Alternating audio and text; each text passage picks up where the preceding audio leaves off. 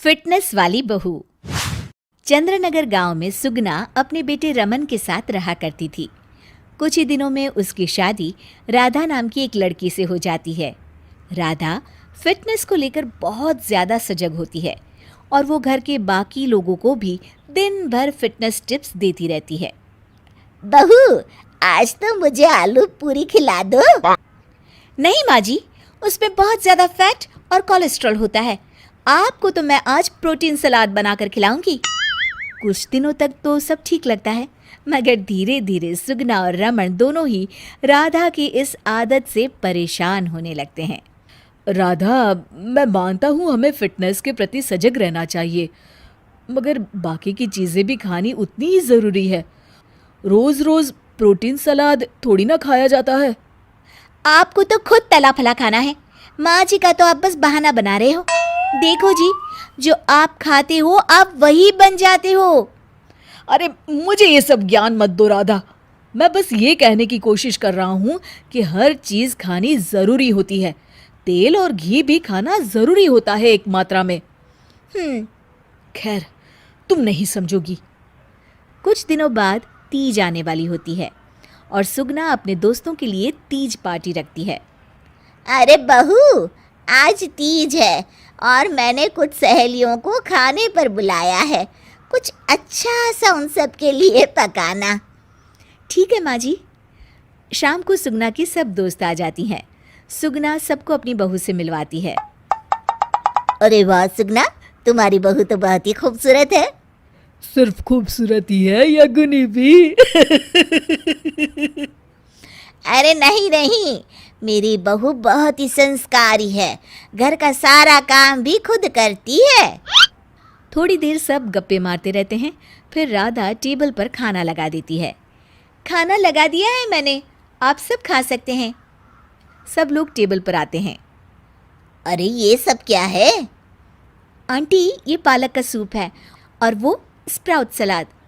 वो सब तो ठीक है बहू, मगर खाना कहाँ है?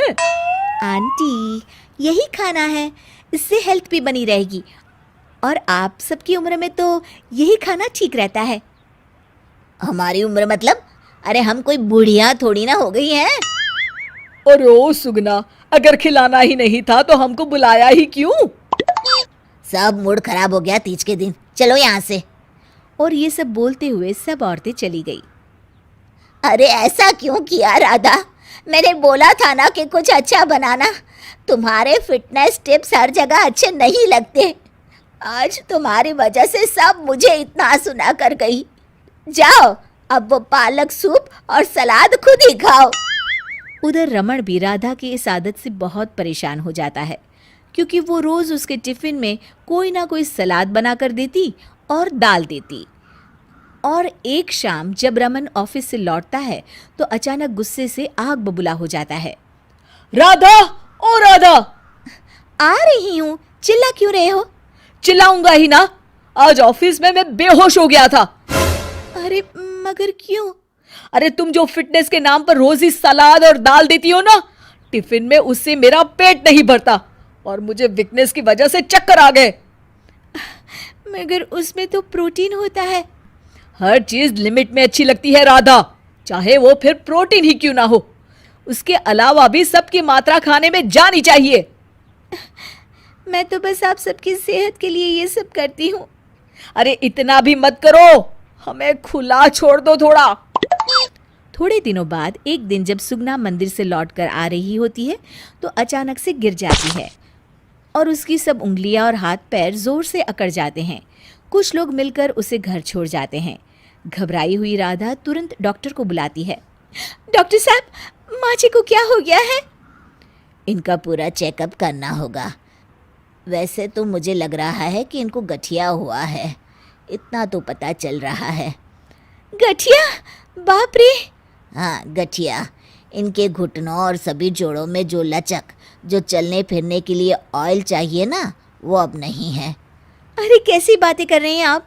मैं तो इनकी सेहत का बहुत ख्याल रखती हूँ, रोज प्रोटीन सलाद खिलाती हूँ और सूप भी। मतलब ये बिल्कुल भी ऑयल या घी नहीं खाती? नहीं नहीं। अरे कैसी बातें कर रही हैं आप? खाने में एक मात्रा में घी या ऑयल का होना बहुत ही आवश्यक होता है। अगर वो पेट में नहीं जाएगा तो जोड़ों में जो ग्रीस होता है वो ख़त्म हो जाता है। ओह, ऐसा क्या डॉक्टर? माँ जी ठीक तो हो जाएंगी ना? हाँ हाँ, हो जाएगी। थोड़ी देर बाद रमन भी ऑफिस से आ जाता है। क्या हुआ माँ? कुछ नहीं बेटा, बस ऐसे ही गिर गई थी। ये सब मेरी गलती की वजह से हो रहा है, मुझे माफ कर दीजिए आप दोनों। राधा रमन को सब कुछ बताती है। I am sorry Raman. अति हर चीज की बुरी होती है राधा, इसलिए मैं तुमको बार बार बोला करता था।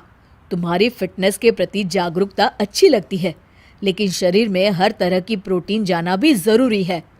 जी, आप बिल्कुल सही कह रहे हैं, मुझे माफ़ कर दीजिए। मैं अपने हाई क्लास फ्रेंड के दिखावे और बहकावे में आ गई थी। मैं दोबारा ऐसा कभी नहीं करूँगी और माँ जी का ख्याल डाइट चार्ट के मुताबिक ही रखूँगी। ये हुई ना बात। अब मेरे लिए आज अपने हाथों से देशी घी के गर्मा गर्म आलू के पराठे बना दो, तो ही मैं माफ करूंगा तुम्हें।